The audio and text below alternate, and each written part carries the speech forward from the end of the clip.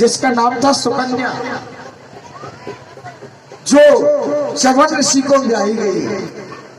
एक बार सरियाती राजा और वन विहार करने गए तो उनकी लाडली बेटी थी सुकन्या, साथ गई गन्ना के किनारे। ये कानपुर से आगे चल के कानपुर क्षेत्र है, वहां च्यवन ऋषि जी का आश्रम है, दर्शन किए हमने। वही सुकन्या माता की प्रतिमा है। उसी क्षेत्र में सरियाती राजा भ्रमण कर रहे थे तो वहां क्या हुआ कि सुकन्या जो थी ना, राजकुमारी सुकन्या, वो चंचल थी और च्यवन ऋषि तपस्या तप रहे थे न जाने कितने दिनों से। उनके सारे शरीर पर दीमक लगी हुई थी, मिट्टी दीमक चढ़ी हुई थी। तो उनके नेत्र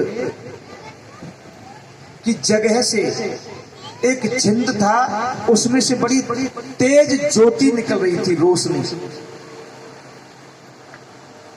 और सुकन्या ने देखा कि ये क्या है, तो उसने क्या किया मालूम? सुकन्या ने एक कांटा लिया और कांटे को और जो है उस छिद्र के अंदर प्रवेश कर दिया। तो जैसे ही रोशनी जिस छेद से निकल रही थी उसमें कांटा लगाया ना, तो च्यवन ऋषि जी की आंखें दोनों फूट गई और रक्त निकलने लगा। अच्छा, च्यवन ऋषि जी की तपस्या का ऐसा प्रभाव था कि अगर कोई च्यवन ऋषि के तपस्या में व्यवधान डालता था ना, तो उसके मलमूत्र बंद हो जाते थे। क्या? मलमूत्र बंद हो जाते थे, न पेशाब जाना न लेटरिन जाना, बिल्कुल बंद। ये उनका प्रभाव था। अब सारी सेना वहां सरियाती राजा की, सबके पेट फूलने लगे, गैस बनने लगी है? अब बोले कि महाराज ये क्या हुआ? बोल जरूर किसी ने महाराज च्यवन ऋषि के साथ में गड़बड़ की है। यहाँ च्यवन ऋषि जी का आश्रम है।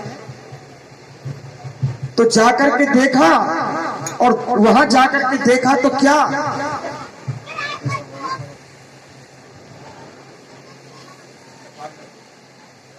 कि जो च्यवन ऋषि जी वहां तपस्या तप रहे थे ना, तो उनकी जो नेत्र ज्योति थी उस जगह पर रक्त की धार बह रही।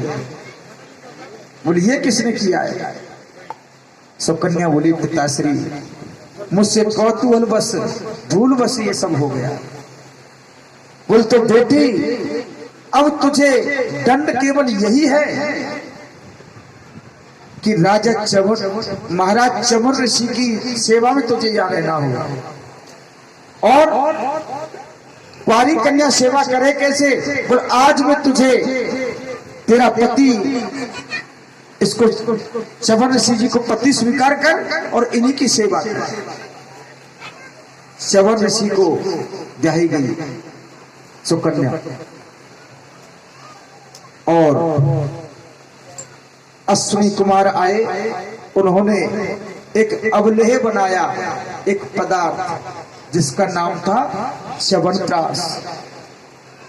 वो ऐसा च्यवनप्राश चमत्कारी कि उस च्यवनप्राश से च्यवन ऋषि जी थे ना, वो वृद्ध थे, वो युवा बन गए और उनकी नेत्र ज्योति सही हो गई।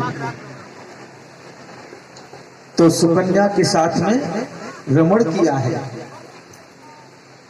और इसी सूर्यवंश में आगे चल के प्रतापी राजा हुए नभग, नभग के हुए नाभाग, और नाभाग के हुए राजा अम्बरीश। अम्बरीश राजा कैसे हुए? जो भगवान के बड़े परम भक्त थे, और एकादशी व्रत जो हम करते हैं ना, वो भी एकादशी व्रत करते थे।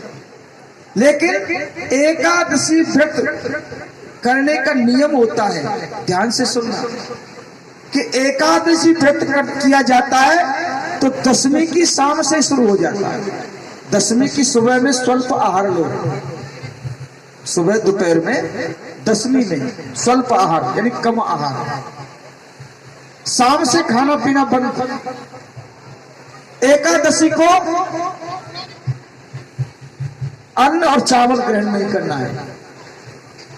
यानी कि चावल को छूना तक भी दोष माना जाता है, लेकिन फिर भी अपने गृह कार्य में नहीं निकलती है।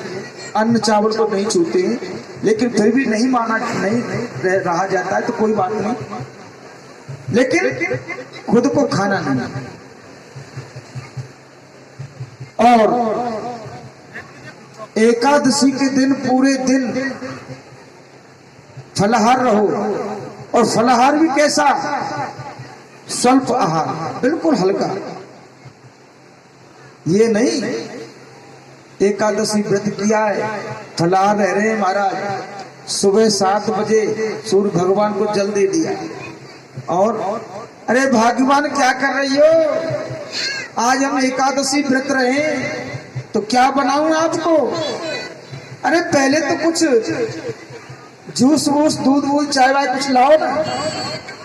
तो पहले तो दब के दूध पिएंगे या जूस पिएंगे, कुछ थोड़ा बहुत। आजकल तो नमकीन भी आ गई है, फलाहारी हैं, आ गई है नमकीन। मिठाई लाएंगे बढ़िया, काजू पिस्ता की बर्फी, महाराज चकाचक पाएंगे। 2 घंटे बाद, अरे देवी जी क्या कर रही हो, एकादशी है आज हमारी, देखो आज ड्यूटी तो हम जाएंगे नहीं, आराम करेंगे,